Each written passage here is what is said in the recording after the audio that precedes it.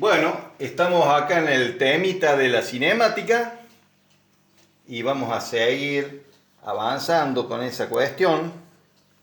Estamos en física, la más linda de todas las ciencias. Aunque algunos digan que no, pero en realidad es la más linda de todas las ciencias. Bueno, ya vamos a borrar bien todo eso. Bueno, habíamos hablado de que el vector posición era esto, así, y eso permitía definir una cosa que es la posición de un punto, y que ese punto podía ser una parte de un cuerpo, por ejemplo, la nariz de un ave que pasa volando,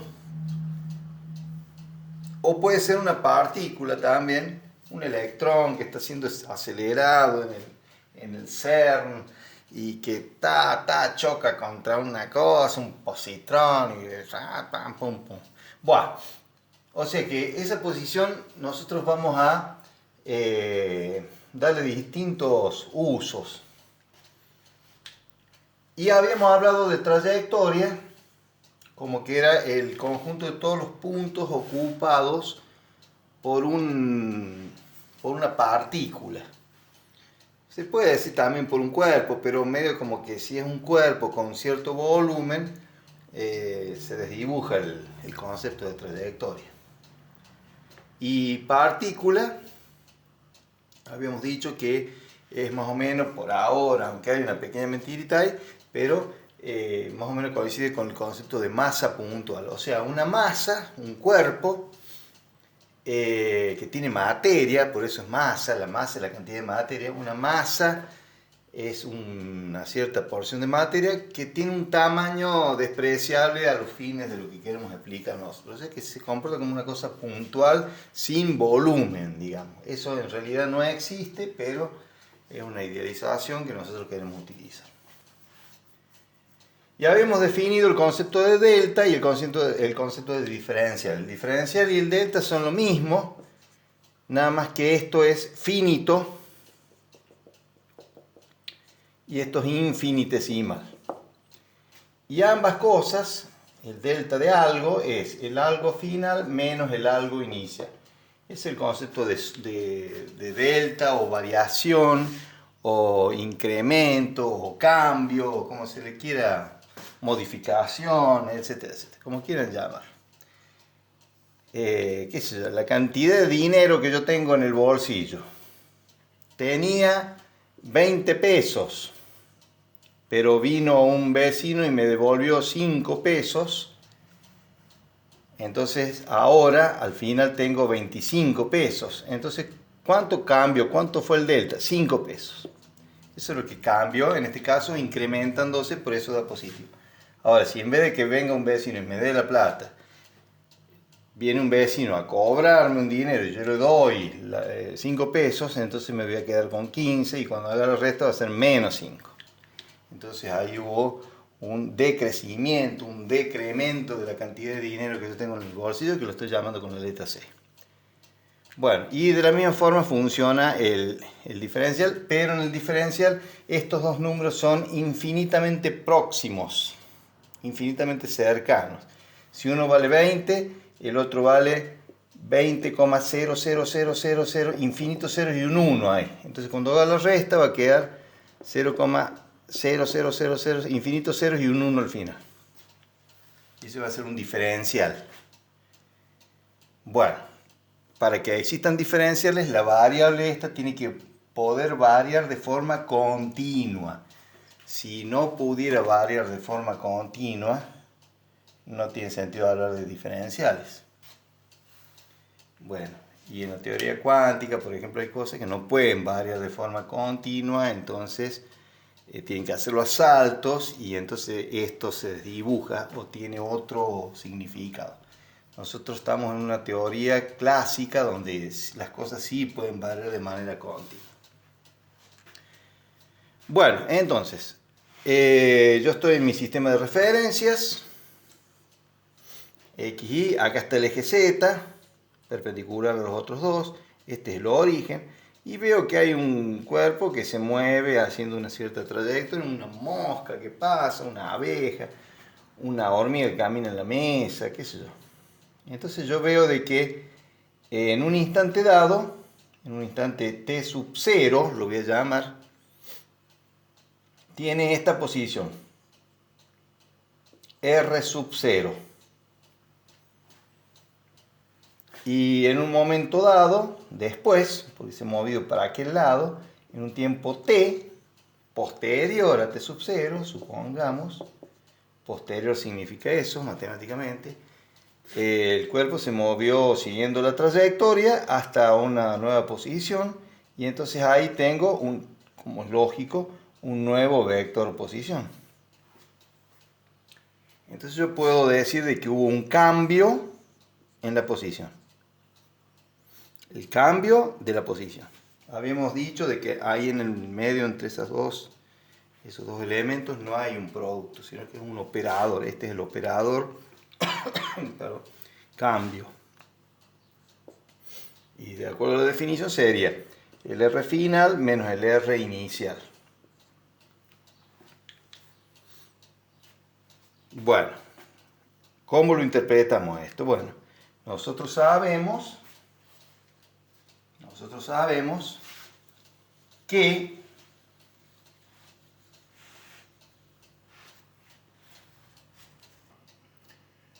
habíamos visto cuando definimos las operaciones entre los vectores que si yo tengo un vector A, supongamos, y lo sumo con un vector B, así, la suma de esos dos vectores se regía por una regla que se conoce como regla del paralelogramo, que establece que la suma de los dos vectores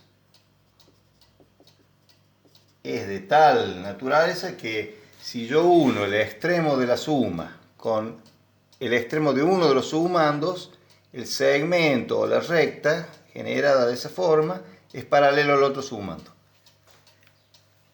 Entonces me permite a mí trazar paralelas por los extremos y encontrar por intersección cuál es la suma. Esa es una forma de interpretarlo, pero hay una forma también mucho más práctica que es esta, miren, que yo pongo el vector A, voy a tratar de hacerlo de la misma forma, y a continuación pongo el vector B, tal cual, ven, hago como una especie de trencito,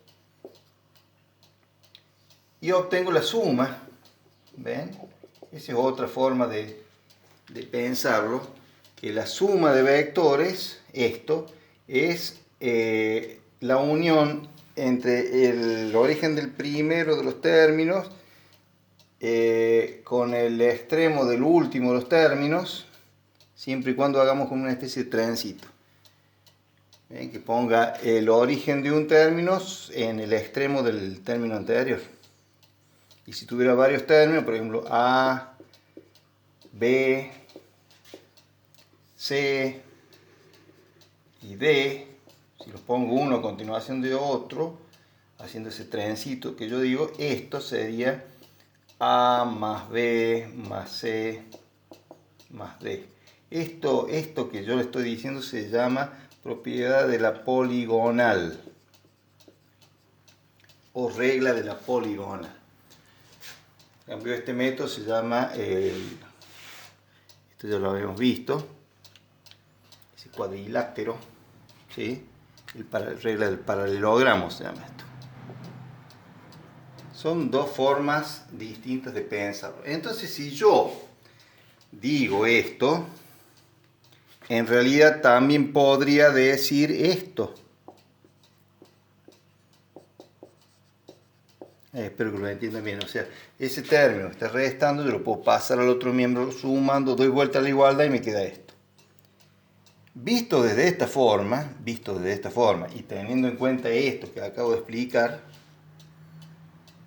nosotros podríamos decir que ahí, así, está el vector delta de R. ¿Ven? Porque R0, R sub 0, más el delta de R, sumados dan esto. ¿Cómo paso acá? ¿Ven? Ahí pasa exactamente lo mismo. Espero que se entienda bien. Es muy importante eso.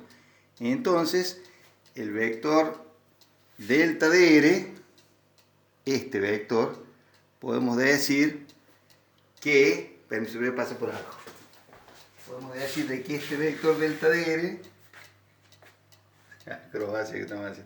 bueno, este vector delta de R, si nosotros ponemos que a su vez el delta R es la resta entre dos vectores, cada uno representando un estado que es el estado final y el estado inicial respectivamente, eso, si esos dos estados lo ponemos con el mismo origen, y lo están porque los vectores R salen del origen del sistema de referencia, si los ponemos con el mismo origen, el delta R siempre va a ser una flecha que va del extremo del vector inicial hasta el extremo del vector final.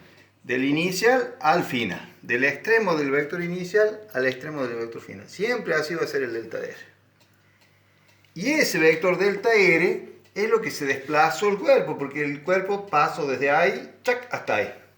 Entonces por eso ese vector delta de R se llama vector desplazamiento.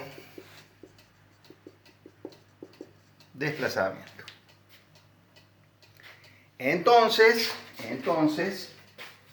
ese vector desplazamiento, fíjense, hace un paneo de cómo está todo.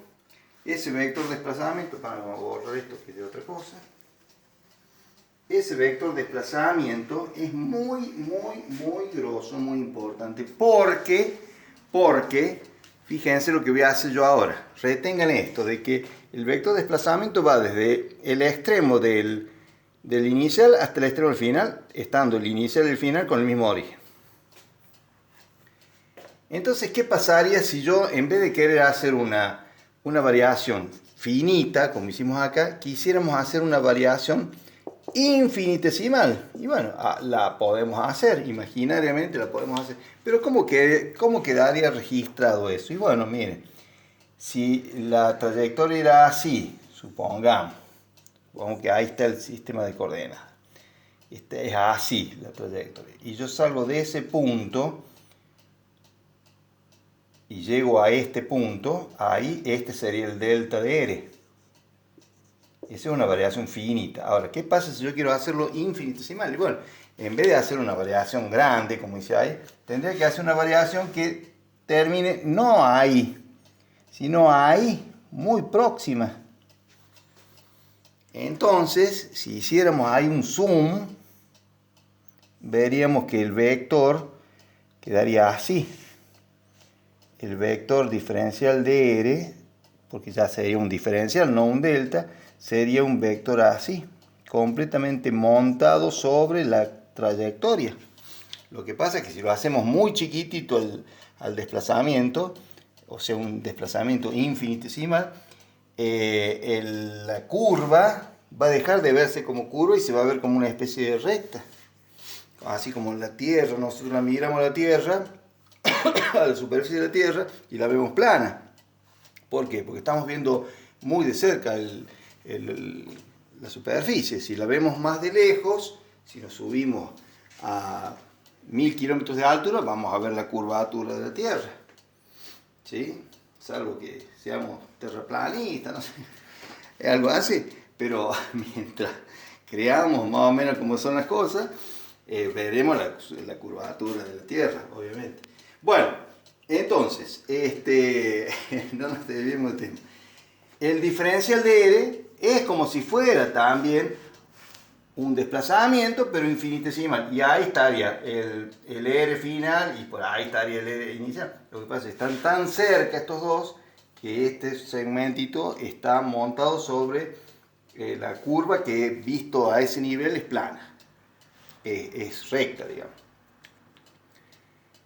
Entonces, ¿cómo podemos concebir y ver la trayectoria, y bueno, la podríamos llegar a ver como una especie de trencito de diferenciales de R, uno atrás del otro. ¿Ven? La trayectoria en realidad es un trencito. No sé si queda claro ese concepto de trencito, suena medio mal, pero es así. Una concatenación, un encadenamiento, si quieren, de diferenciales de R. Y por esta lógica, yo puedo decir que si yo sumara todos esos diferenciales de R, si lo sumara, le habíamos dicho en el video anterior que sumar cosas infinitesimales se hacía mediante la integral. Si sumamos los diferenciales de R, vamos a obtener el delta de R.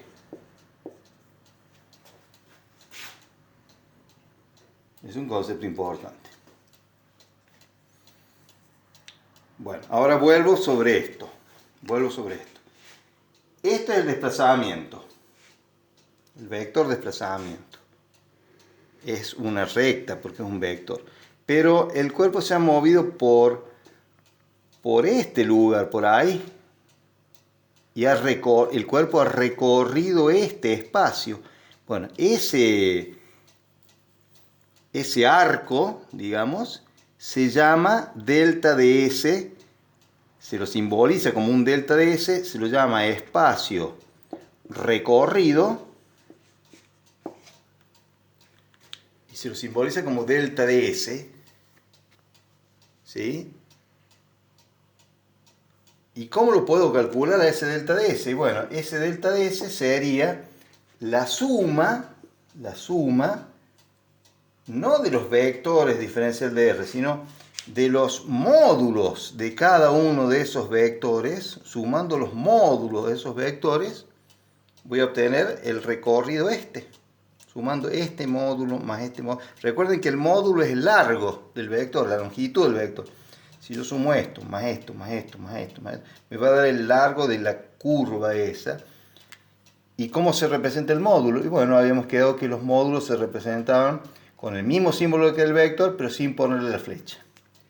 Esto es muy grosso, que lo entiendan.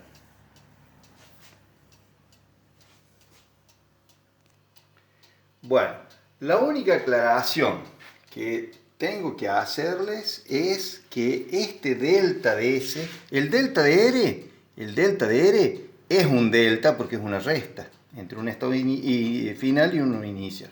Pero el delta de S, no hay una magnitud S que yo pueda decir el delta S es el S final menos el S inicial.